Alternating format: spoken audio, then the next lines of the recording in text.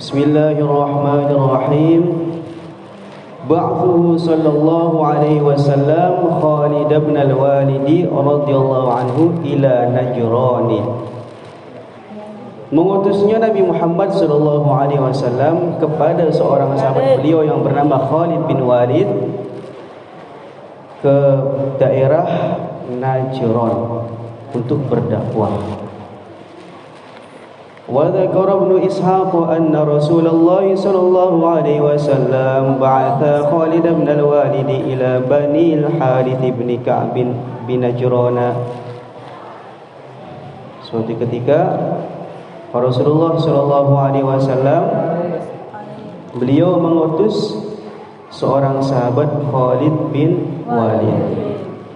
Khalid bin Walid ini julukannya Saifullah, pedangnya Allah. Artinya pedangnya Allah. Karena beliau itu setiap peperangan menang terus. Kenapa menang terus? Karena beliau tabarruk dengan rambutnya Rasulullah SAW yang diselipkan di pecinya Sayyidina Khalid. Beliau suatu ketika bulan Rabiul Awal atau Rabiul Tsani di tahun ke-10, jadi pengutusannya ini antara bulan Rabiul Awal dan Rabiul Akhir atau Rabiul Tsani. Bisa jadi mungkin di akhir Rabiul Awal masuk ke Rabiul Tsani di tahun ke-10. Rasulullah SAW pada tahun itu mengutus Sayyidina Khalid bin Walid untuk dakwah ke Bani Harith bin Ka'ab di daerah Najran. Wa amarahu an yad'uhum ila al-islam qabla an yuqatilahum thalathan. Rasulullah sallallahu alaihi wasallam memerintahkan Sayyidina Khalid bin Walid untuk berdakwah memeluk Islam selama 3 hari sebelum memerangi mereka. Jadi Islam itu enggak keras, enggak anarkis. Sebelum memerangi manusia itu diajak dulu untuk masuk Islam. Nah, di sini suruh Nabi selama 3 hari suruhnya mengajak manusia selama 3 hari. Nah, disinilah diantara dalilnya khuruj fi sabilillah selama 3 hari. Nah, jadi ada yang tanya orang tabligh kok 3 hari di mushola, 3 hari pindah, 3 hari pindah tuh apa sih? Masa para sahabat mengerjakan? Ya ini ketika Nabi sallallahu alaihi wasallam memerintahkan Sayyidina Khalid bin Walid suruh berdakwah dulu, ngajak manusia 3 hari pada Islam. Fa in istajabu faqbal minhum wa illam yaf'alu faqatilhum.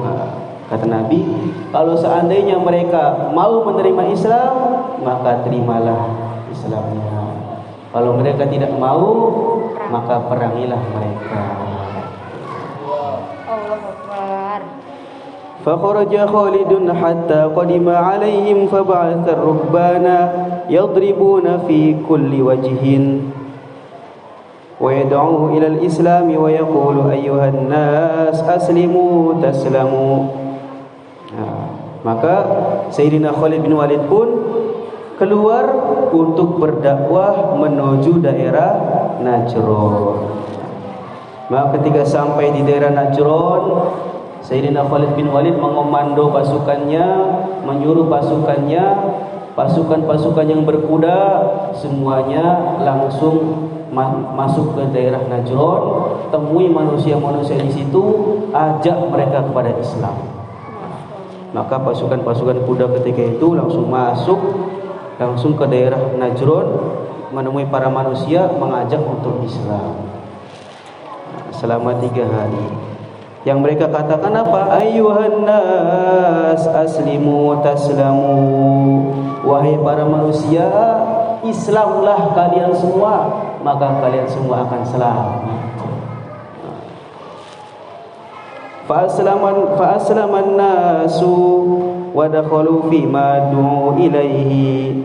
Maka akhirnya tanpa adanya peperangan, para manusia pun akhirnya mau masuk Islam, berislam dengan tanpa kekerasan dan peperangan. Hatinya manusia sudah luluh sehingga masuk Islam. فقام فيهم خالد يعلمهم الإسلام وكتاب الله وسنة نبيه صلى الله عليه وسلم كما أمره رسول الله صلى الله عليه وسلم إنهم أسلموا ولم يقاتلوا. Maka setelah para manusia masuk Islam semua, mau menerima Islam, mau memeluk Islam, maka Sayyidina Khalid bin Walid sementara waktu bermukim tinggal bersama mereka di daerah Najran. Untuk apa? Yu'allimuhumul Islam, untuk mengajarkan Islam. Kemudian mengajarkan kitab Allah dan mengajarkan sunnahnya Nabi Muhammad SAW, seperti mana yang Rasulullah SAW telah perintah sebelumnya. Inhum aslamu walam yuqatil. Apabila mereka itu mau menerima Islam dan mereka tidak memerangi kalian, maka jangan perangi. Dan sebelumnya itu sebelum para sahabat itu dikirim, sudah dikasih bayan hidayah kalau bahasa tabligh itu. Dikasih arahan, dikasih nasihat. Nanti kalau orang-orang sudah kenal dengan Allah, orang-orang sudah mau menerima Islam, kenal dengan Allah, mau bersaksi tidak ada Tuhan yang hak disembah kecuali Allah dan Nabi Muhammad adalah utusan Allah, maka ajarkanlah Islam, kemudian ajarkanlah kitab Allah yaitu Al-Quran, dan ajarkanlah sunnahnya Nabi Muhammad SAW. Betul, akhirnya Sayyidina Khalid pun mengajarkan mereka kepada mengenai syariat Islam. Makanya orang-orang tabligh itu, mereka itu bagaimana manusia itu kenal dengan Allah, yakin terhadap Allah, bahwasanya Allah yang memberi rezeki, Allah yang memberi manfaat dan mudarat. Setelah manusia itu kenal kepada Allah, maksudnya yakin terhadap Allah, maka di dalam masjidnya itu diajarkan mengenai ilmu syariat Islam, diajarkan adab-adab, itu kan ada kan mudzakarah itu. Kemudian diajarkan Al-Quran, diajarkan sunnah-sunnah Nabi, sehingga cinta terhadap sunnah Nabi. Hanya kalau ada yang bilang orang tabligh itu kan katanya orangnya awam-awam, bilang katanya. Apa yang mau disampaikan ilmunya, bilang katanya. Oh enggak, jemaah tabligh tertibnya itu setiap rombongan itu harus ada ulamanya, harus ada orang alimnya, harus ada orang yang berilmunya. Sehingga apa? Sehingga bisa membimbing orang-orang yang sedang islah diri, preman-preman yang sedang taubat itu dibimbing oleh orang yang ahli ilmu itu. Jadi sehingga ketika ngomong pun gak ngawur. Seperti Temboro itu kan, itu wajib dari Temboro itu yang mengulaskan jamaah itu, setiap rombongan itu ada orang alimnya. Karena yang masalah ilmu itu semua fan itu ada di kitabnya orang itu. Makanya setiap rombongan itu harus ada orang yang alimnya, harus ada orang pintar kitabnya. Nah, kemudian setelah itu Sayyidina Khalid bin Walid mengirim surat kepada Nabi Muhammad SAW. Kalau bahasa tablighnya itu kargozari, laporan. Tapi laporannya pakai surat. Laporan ditulis surat, suruh nganter sahabat.